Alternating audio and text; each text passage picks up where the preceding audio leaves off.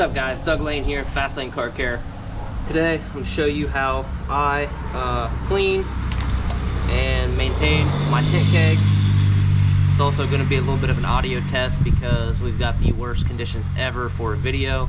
So I just want to figure out, just iron out the audio before summertime, before we get really busy.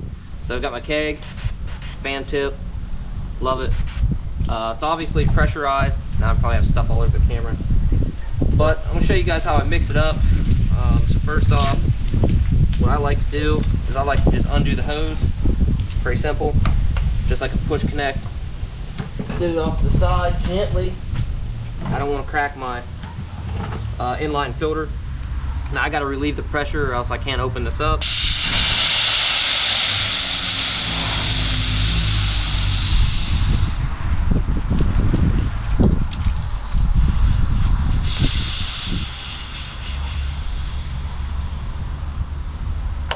So I've been using Fusion All Type for a few weeks now. Take the lid off. You know what?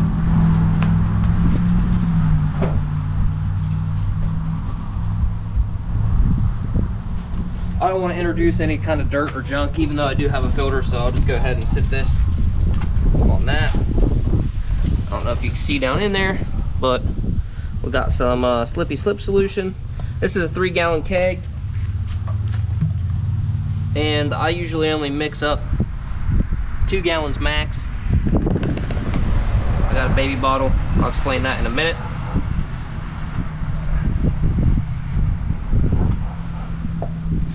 So what I'm going to do is I'm just going to dump my slip solution out here in the driveway. It's basically just soap and water. It's not going to hurt anything at all.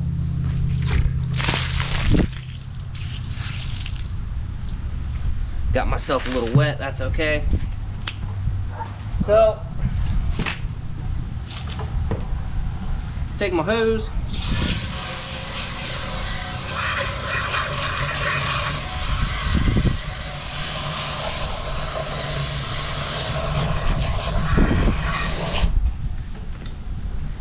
Go ahead and do the same thing again.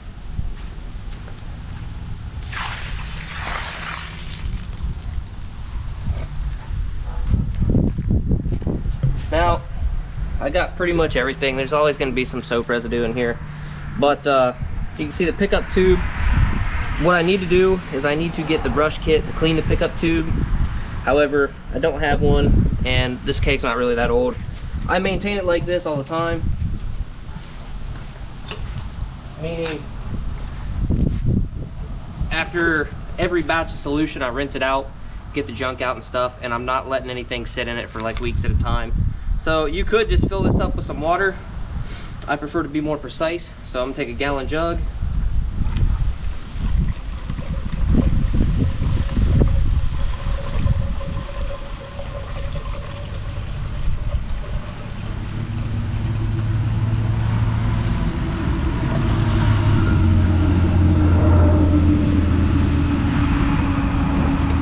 Bada bing, bada boom, and we're ready to mix up our mix. Now, the problem I have with Fusion All Type is it seems to like break down. The first day you mix it, man, it slips great. Everything just goes right into place. It's awesome. But then if you leave it sit for a day or two, it starts to like, it'll slide and then it'll tack, and you can, even though you're putting down a lot of water, especially with the fan tip, you're getting the, you know, great coverage, but it seems like you'll have dry spots, and that's a problem for me. I hate dealing with it. So what I'm going to do is I'm going to mix up 2 ounces. You can see how thick that is.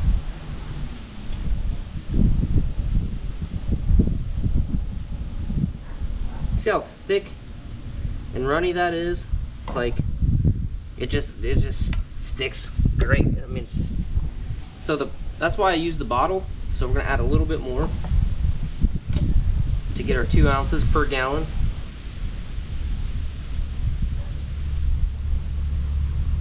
That's good. So what I've done, this still isn't really slippery enough. It's great. It's great the first day, but mixing up a gallon. I'm usually only doing 1 or 2 cars a day this time of year. So I could, you know, if I'm making 2 gallons at a time, I could leave this, you know, this would last me all week for sure. But the solution won't. As far as like, it won't be slippery. So put me a little squirt of dish soap in there still. Check that out. You can see that it doesn't mix together very well. But here's why I use the bottle. So we'll dump this out.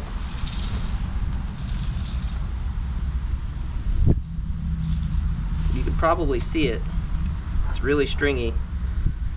And if we let this sit for a few minutes, we'd still have like a ½ ounce in here. So what I do, just kind of get the bottle wet, and then I'm just like kind of flushing it around, dumping it out. Something to get mixed up. So now, because I'm mobile, every time this gets loaded or unloaded and on the way to the job, it's going to be sloshing around, and that solution is actually going to mix really well. If I don't do this, let's say I just dumped it in, I made the mistake the first time I mixed it using this. Here's a perfect example. I don't know if you can see it, but there's still, you know, almost ½ ounce in here in this container. Well, the other half, you know, I thought I was putting 1 ounce in my slip. I really wasn't. So that's why I just dump it out and use a baby bottle. Now what we got to do, we got to put our lid back in. And all I did was I just took a Sharpie line, because this only goes on one way. I just took a Sharpie line. Now it indexes. I don't have to think about it or guess. Give it a little shake if you want. Take our air valve off. Your Schrader valve cap. Take that off. Put it here where it won't get lost. And I like to run about 85-90 psi to start.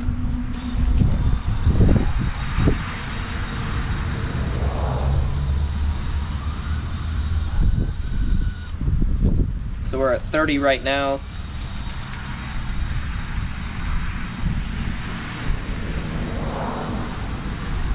Should be right around 50. Oh, we're at 60.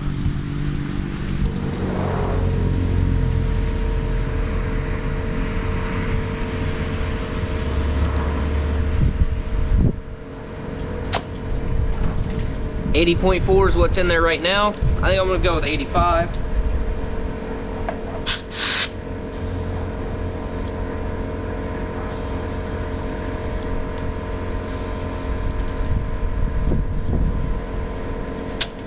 .2 is good enough for me. Put our Schrader back on, our valve cap.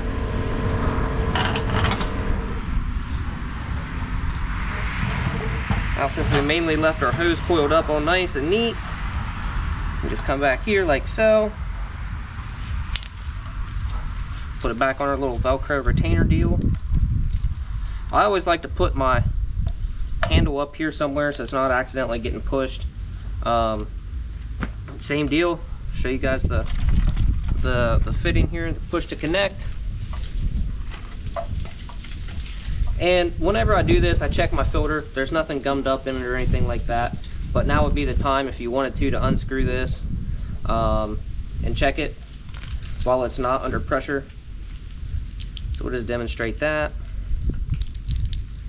Take our cap out here, we can inspect it.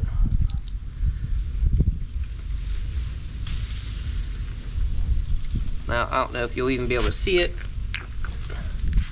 but there are, I have no idea if you'll be able to see, there are a couple little chunks of something down in there. Definitely far from dirty as far as like actually needing to be clean, but I'm just gonna rinse it out. Kind of light pressure. I don't want to blast through the screen.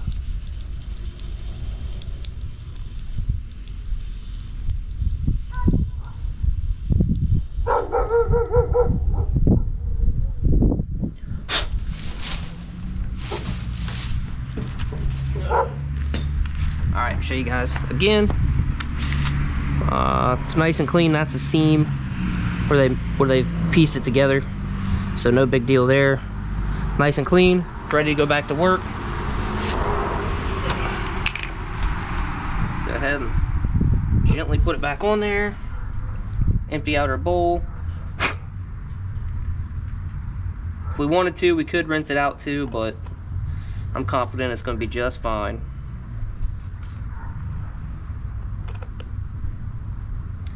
There we go. If we can get started. Whenever I'm screwing something in there, I've found that if you like go backwards until it like kind of clicks on, great way to ensure that you're not going to cross thread it. You don't need to go full grill on here. You need to find the output side and pretty much just push it straight down.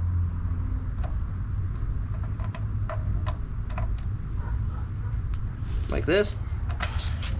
And you see it, whoop, didn't get it all the way.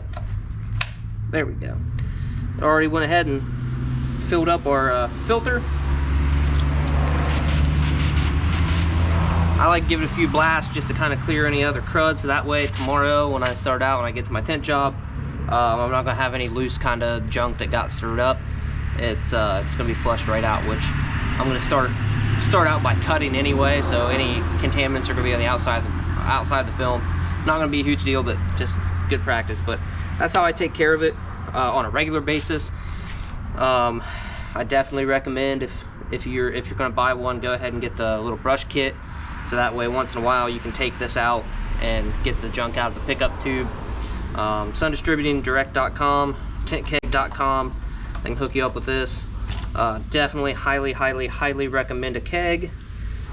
Trigger sprayers, in my opinion, just they suck. So that being said, that's all I got for this video, guys. I'm gonna finish packing this stuff up, cleaning up my mess, and catch you guys on the next video. Thanks.